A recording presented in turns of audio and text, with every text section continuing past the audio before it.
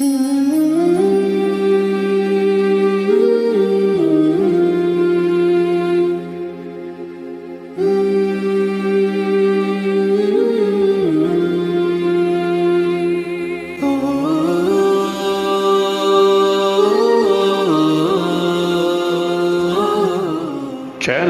हुसैन सितारे राह इल्म व अमल।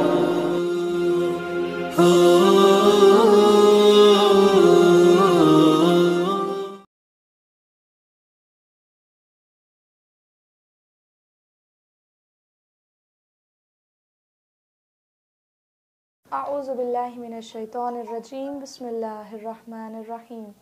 अल्हम्दुलिल्लाहि रब्बिल आलमीन वस्सलातु वस्सलाम अला खातिमिन नबिय्यीन वल अइम्मतित तय्यबीन अत्ताहिरीन अल मासूमीन। अम्मा बाद, सदक़ल्लाहु तआला फ़िल क़ुरआनिल करीम व क़ौलुहुल हक़।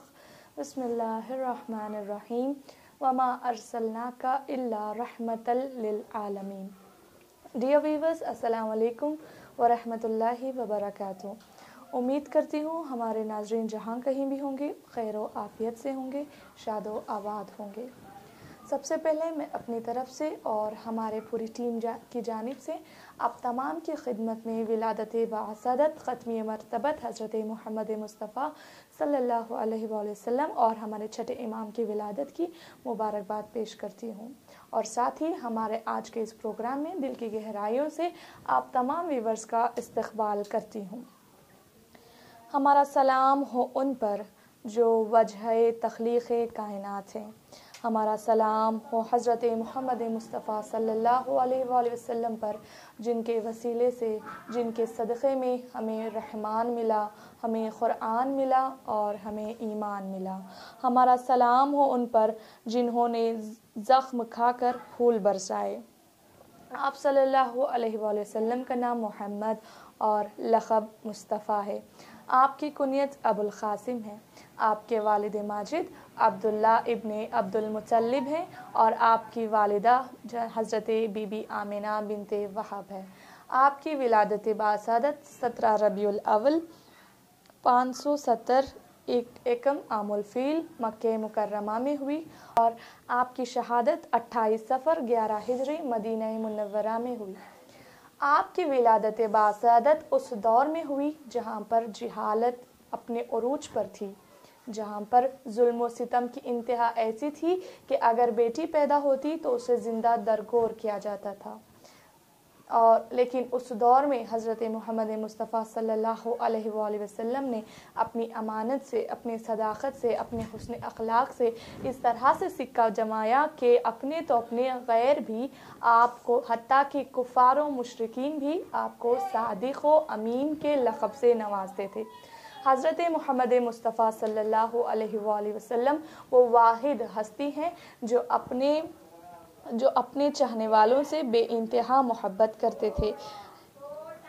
कलम थक सकता है लेकिन सीरत नबी पे अल्फाज ख़त्म नहीं हो सकते। बहरहाल, हमारे प्रोग्राम को आगे बढ़ाते हुए हमारे दरमियान आज बहुत ही बाअखलाक़ ख़ातून मौजूद हैं, ख़्वाहर सैयदा यास्मीन फ़ातिमा साहिबा। इंशाअल्लाह हम आज हमारे व्यूअर्स के लिए अखलाक़ रसूल के मुताबिक एक प्रोग्राम लेकर आए हैं। उम्मीद करते हैं हमारे व्यूअर्स हमारे प्रोग्राम को पसंद फरमाएंगे। अस्सलाम वालेकुम ख़ानम। अलैकुम सलाम। उम्मीद है आप खैरियत से होंगे। अल्हम्दुलिल्लाह। तो जी ख़ानम, जैसे कि हमने तय किया है कि आज का प्रोग्राम हमें अखलाक़ रसूलुल्लाह सल्लल्लाहु अलैहि वसल्लम पर डिस्कस करना है, तो सबसे पहले मैं आपसे ये गुजारिश करूँगी कि आप हमारे व्यूअर्स के लिए ख़त्मी मरतबत का एक ऐसा मौजूज़ा बताएं जो ता क़यामत तक बाक़ी रहने वाला है, उस पर थोड़ी हल्की सी रोशनी डालें। अस्सलाम अलैकुम। वालेकुम सलाम।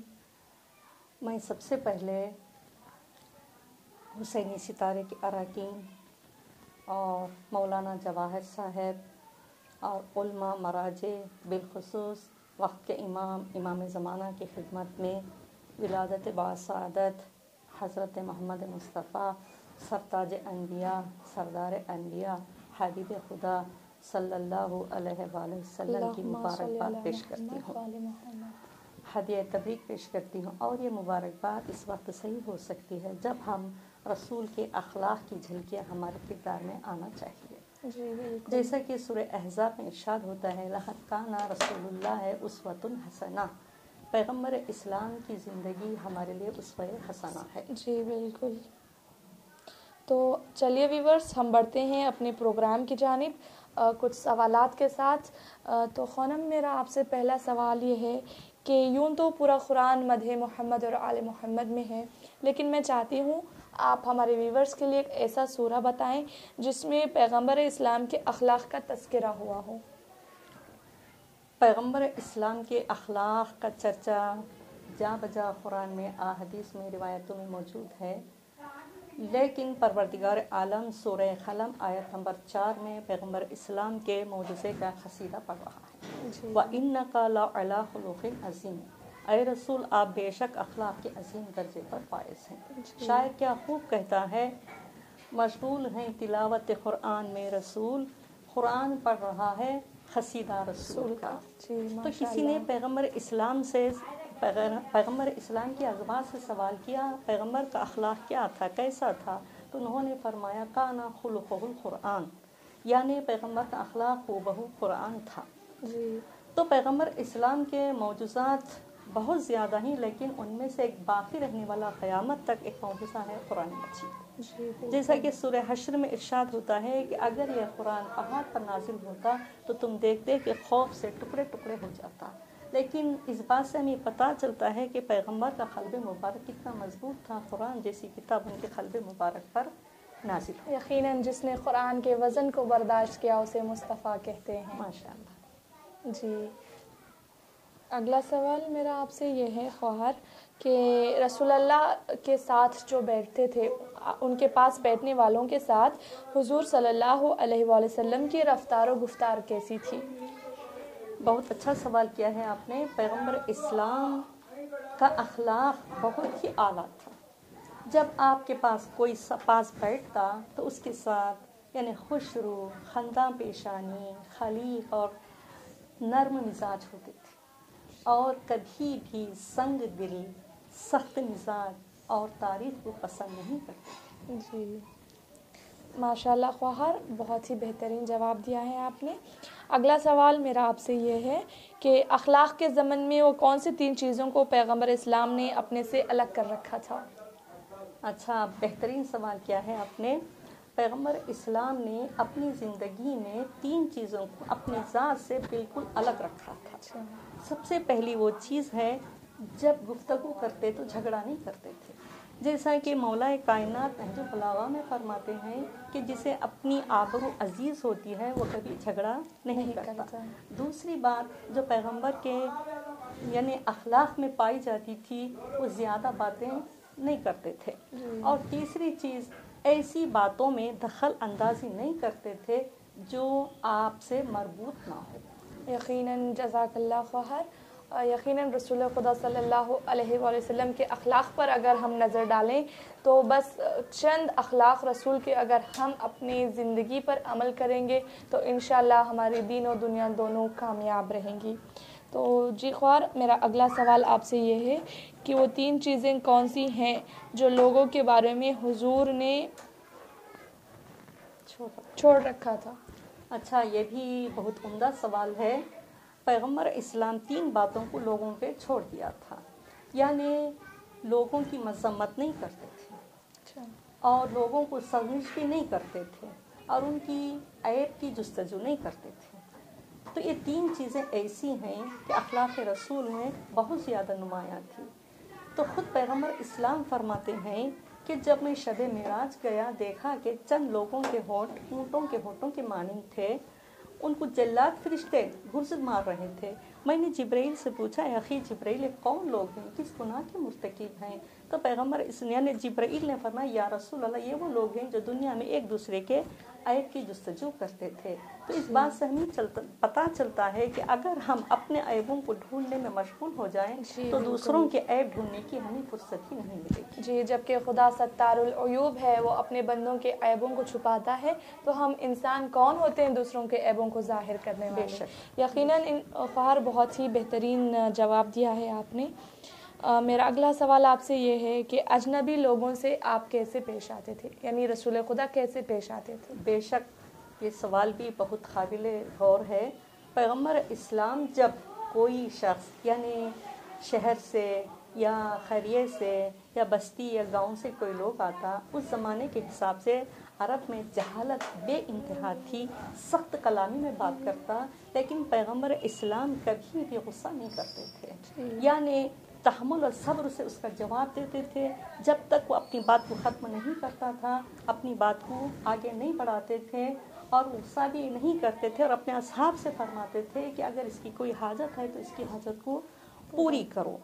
یہاں تک کہ پیغمبر اسلام کی باتوں میں ان کی اتنی شیریں پائی جاتی تھی، اتنی چاشنی پائی جاتی تھی، اتنی مؤثر ہوتی تھی کہ اس زمانے میں کوئی میڈیا یعنی مائک وغیرہ ایسے آلات نہیں تھے جو شروع سے آخر تک ان کی آواز پہنچ جائے، لیکن اس کے باوجود حضور اکرم جب وحی الہی کو سناتے تھے تو مجمع میں اتنا سناٹا چھا جاتا تھا کہ لوگ سکوت اختیار کرتے تھے۔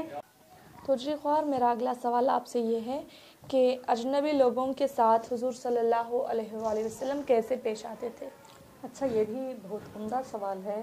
پیغمبر اسلام اجنبی لوگوں کے ساتھ مثلا کسی شہر سے یا کسی قریے سے یا بستی سے گاؤں سے لوگ آتے، اس زمانے کی جہالت کا یہ عالم تھا کہ جب کسی سے بات کرتے کلام کرتے تو سخت لہجے میں بات کرتے تھے، لیکن پیغمبر اسلام کا اخلاق ایسا نمایاں تھا کہ صبر و تحمل کے ساتھ اس کی باتیں سنتے تھے اور اسے غصہ نہیں کرتے تھے، یہاں تک کہ جب وہ اپنی بات ختم کرتا اپنے گفتگو کا آغاز کرتا، اور رسول اللہ کی زبان مبارک سے نکلے ہوئے جملے میں اتنی چاشنی پائی جاتی تھی، اتنی شیرنی ہوتی تھی، ایسی باتیں مؤثر ہوتی تھی کہ لوگ اپنی جگہ سے ہل نہیں سکتے تھے، سکوت اختیار کرتے تھے تاکہ پیغمبر سے وحی الہی کو سننے کا شوق پیدا ہو۔ جی ماشاء اللہ خواہر، حضور کے اخلاق کے متعلق ایک حدیث بیان فرمائیں۔ پیغمبر اسلام کے اخلاق کے بارے میں بہت ساری احادیث روایات پائی جاتی ہیں، لیکن خود پیغمبر اسلام نے ایک حدیث بیان کی ہے جن کی دہن مبارک سے نکلی ہوئی حدیث مشہور و معروف ہے کہ انما بعثت لاتمم مکارم الاخلاق، یعنی میں اس لیے مبعوث ہوا ہوں تاکہ اخلاق فاضلہ کو مکمل کر سکوں۔ جی ماشاء اللہ خواہر، بہت ہی بہترین حدیث آپ نے ہمارے ویورز کو کے سامنے پیش کی ہے۔ میرا اگلا سوال آپ سے یہ ہے کہ حسن خلق سے انسان کس درجے تک پہنچ سکتا ہے؟ بے شک یہ بہترین سوال ہے، یعنی حسن خلقی کے ذریعے انسان گویا کہ دن میں روزہ رکھے، رات میں کھڑے ہو کر عبادتیں کرے اور میدان جہاد میں جا کر جنگ کرے، تو اس کے برابر ہے کہ وہ حسن اخلاق رکھتا ہے۔ جی ماشاء اللہ خواہر، میرا اگلا سوال آپ سے یہ ہے کہ پیغمبر اسلام کی زندگی کا ایک اخلاقی نمونہ، ایک واقعہ آپ ہمارے ویورز کے سامنے پیش کریں۔ پیغمبر اسلام کے اخلاق کے متعلق بہت سے واقعات ملتے ہیں، لیکن ایک واقعہ میں یہ بتانا چاہوں گی کہ جب تبلیغ اسلام کر رہے تھے پیغمبر اسلام، تو اس زمانے میں ایک عورت تھی، ضعیفہ تھی، لیکن وہ رسول کی دشمنی پر کمر باندھے ہوئی تھی، تو اس نے یہ دستور رکھا تھا، طریقہ بنا رکھا تھا کہ گھر کا سارا کوڑا کرکٹ جمع کرتی، جب حضور جس راستے سے جاتے ان پہ ڈال دیتی تھی، لیکن پیغمبر اسلام کا اخلاق اتنا اعلیٰ تھا، وَإِنَّكَ لَعَلَىٰ خُلُقٍ عَظِيمٍ کے مصداق تھے رسول، کوئی جذبہ نہیں، کوئی انتقام نہیں، کوئی غصہ نہیں، کوئی جھگڑا نہیں، خاموشی کے ساتھ چلے جاتے تھے۔ جب ایک دن دیکھا کہ وہ ضعیفہ نہیں آئی، لوگوں سے دریافت کیا وہ ضعیفہ کہاں ہے، لوگوں نے بتایا کہ وہ بیمار ہے۔ پیغمبر اسلام فوراً اس کی عیادت کے لیے گئے، جیسے ہی محمد کو دیکھا اس نے کہنے لگی، اے محمد، جب میں بیمار ہو گئی ہوں میرا انتقام لینے آئے ہو، قصاص لینے آئے ہو؟ پیغمبر نے مسکرا کے فرمایا، میں تیرا انتقام لینے کے لیے نہیں آیا ہوں، بلکہ تیری بیماری کی خبر سن کر تیری عیادت کے لیے آیا ہوں۔ جی وہ عورت اپنے بستر سے اٹھ کر بیٹھ گئی، کہنے لگی، اے عبداللہ کے بیٹے محمد، کیا تمہارے سینے میں اتنا بڑا دل ہے؟ ایک اذیت دینے والی عورت عورت کی عیادت کے لیے آئے ہو، اپنا ہاتھ بڑھائیے، میں آپ کا کلمہ پڑھنا چاہتی ہوں، مسلمان ہونا چاہتی ہوں، اشہد ان لا الہ الا اللہ و اشہد ان محمد رسول اللہ، میں گواہی دیتی ہوں کہ اللہ کے سوا کوئی معبود نہیں اور آپ خدا کے بے شک پیغمبر ہیں۔ ماشاء اللہ خواہر، جزاک اللہ، بہت ہی بہترین واقعہ، درس کا واقعہ آپ نے ہمارے ویورز کے لیے پیش کیا۔ شاعر نے بھی کیا خوب کہا ہے کہ ظلمت برس رہی تھی ہر سو اندھیرا چھایا، لے کر کے روشنی کو نور مجسم آیا۔ اپنے بہت سے چھوٹے اور غم بہت سے ٹوٹے، پر صبر کر کے اس نے عام الحزن منایا۔ ظلم و ستم کی کوئی حد ہی نہ رہ گئی، پر طائف کی وادیوں میں شکوہ نہ لب پہ آیا۔ بے شک خواہر، یقیناً رسول خدا صلی اللہ علیہ وآلہ وسلم کا اخلاق ایسا تھا کہ ہم اگر رسول خدا کو آئیڈیل بنائیں تو ہماری زندگی پرسکون پر خوشی سے ہماری زندگی انشاءاللہ گزرے گی۔ تو میرا اگلا سوال آپ سے یہ ہے کہ خدا نے ایمان کو کس چیز سے مضبوط کیا ہے؟ یہ بہترین سوال ہے۔ پروردگار عالم نے ایمان کو حسن اخلاق سے مضبوط کیا ہے۔ جب خدا نے ایمان کو خلق کیا تو ایمان نے خدا کی بارگاہ میں عرض کیا، پالنے والے مجھے مضبوط بنا، تو خداوند عالم نے حسن اخلاق سے ایمان کو مضبوط کیا۔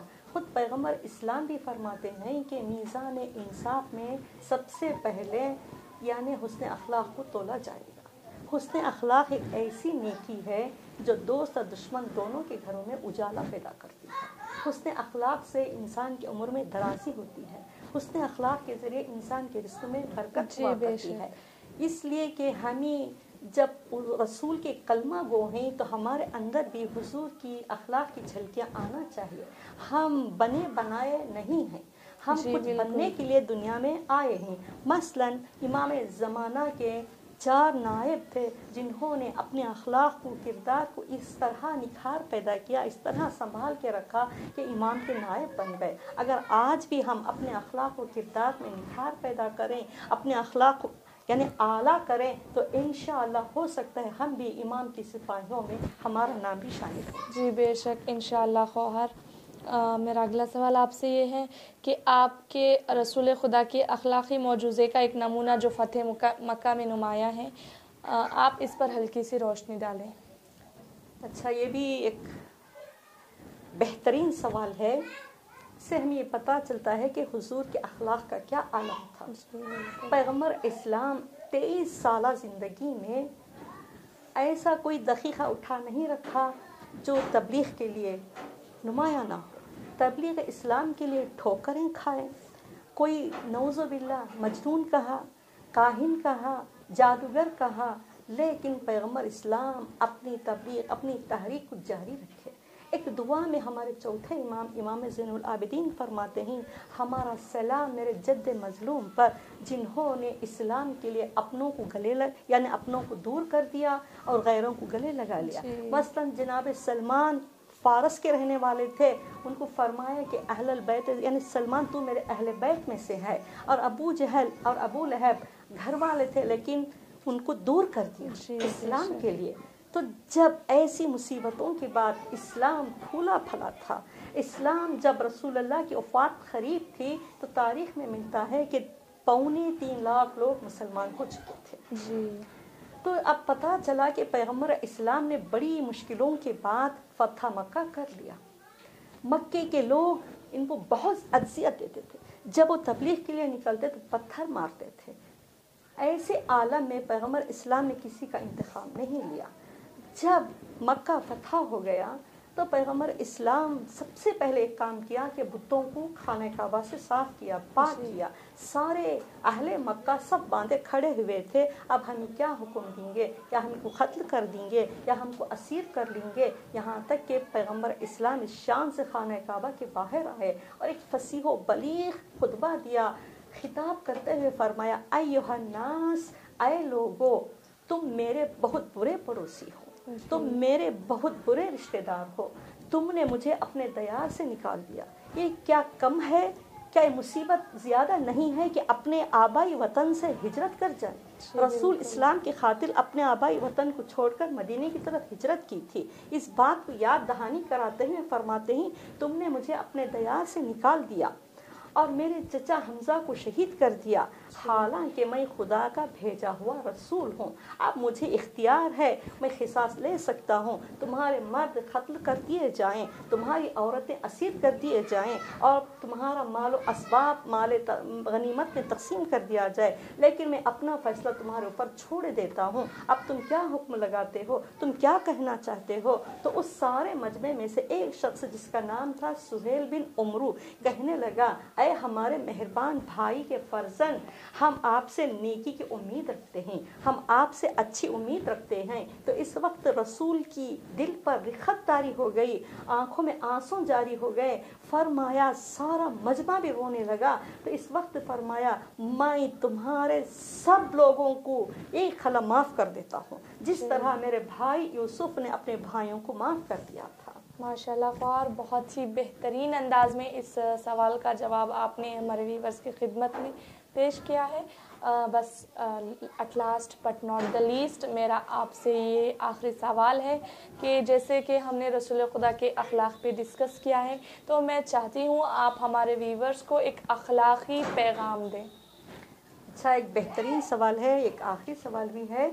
جیسا کہ علماء اخلاق نے اخلاق کو ایک نمبر دیا ہے، جیسے با اخلاق انسان نمازیں پڑھتا ہے، ایک صفر کا اضافہ ہوتا ہے، روزے بھی رکھتا ہے، اخلاق یعنی قوم کی خدمت کرتا ہے، والدین کی اطاعت کرتا ہے، جیسے جیسے وہ نیکی میں اضافہ کرتا جاتا ہے اس کے لیے ایک ایک صفر کو بڑھایا جاتا ہے۔ لیکن ایک اخلاق کے نمبر کو ہٹا دیا جائے تو صفر کی، زیرو کی کوئی اہمیت نہیں ہوتی۔ تو ساری چیزیں جب ہم عمل کرتے ہیں، عمل صالح انجام دیتے ہیں، تو ہمارے پاس اخلاق نہیں ہے تو ہمارے پاس کچھ بھی نہیں ہے۔ تو ایک نقطہ بیان کر کے یعنی سوال کا جواب دے کے میں اپنی بات کو ختم کرنا چاہتی ہوں۔ تو ابو علی سینا جو 20 سال میں پوری طرح اپنے علم پر مہارت رکھتے تھے، اس زمانے کے ایک شخص تھے جن کا نام تھا ابن مسکوے۔ ان کے سامنے ابو علی سینا نے ایک اخروٹ لا کے رکھا اور ان سے فرمایا کہ اس کا ناپ، اس کی چوڑائی، گہرائی بتائیے۔ تو ابن مسکوے جو تھے یعنی اخلاق کے بارے میں کتاب لکھی تھی جس کا نام تھا الطہارۃ الاراق، وہ کتاب کو سامنے رکھا، فرمایا تم میرے سے زیادہ سائنس جانتے ہو، دیگر علماء پہ مہارت رکھتے ہو، لیکن اخلاق میں میرے سے زیادہ نہیں ہے، پہلے ایک کتاب پڑھو بعد میں یہ سوال کرو۔ تو وہ کتاب جو اخلاق کی تھی، جب یہ ایسا جملہ سنا ابو علی سینا نے، وہ کہتے ہیں کہ میں مرتے دم تک، آخری عمر تک یعنی ابن مسکوے کے جملے کو ایک رہنمائی جانتا تھا، ایک میں درس جانتا ہوں۔ تو انشاءاللہ جب انسان کے پاس اخلاق نہیں ہوتا، کوئی خوبیاں اس کے قابل تحسین نہیں ہو سکتی۔ السلام علیکم ورحمۃ اللہ وبرکاتہ۔ ماشاءاللہ بہت ہی بہترین انداز میں ہماری اخلاقی گفتگو مکمل ہوئی۔ امید کرتے ہیں ہمارے ویورز کو ہمارا یہ پروگرام ضرور پسند آئے گا۔ سب سے پہلے میں اپنی طرف سے اور ہمارے پوری ٹیم کی جانب سے ہمارے آئے ہوئے خصوصی مہمان با اخلاق خاتون محترمہ یاسمین فاطمہ صاحبہ کی بہت ہی ممنون و مشکور ہوں، جنہوں نے ہمارے چینل میں آ کر ہمارے ویورز کے لیے بہترین پیغامات کو پیش کیے ہیں۔ تو آخر میں آپ تمام ویورز کی بھی شکر گزار ہوں کہ آپ نے ہمارے ویڈیو کو آخر تک دیکھا۔ امید کرتے ہیں کہ ہمارے ویڈیوز کو اسی طرح آپ دیکھتے رہیں گے اور لائک اور سبسکرائب اور شیئر ضرور کریں گے۔ ملتے ہیں اگلے پروگرام میں، تب تک دیکھنا نہ بھولیں چینل حسینی ستارے۔ وسلام، شکریہ۔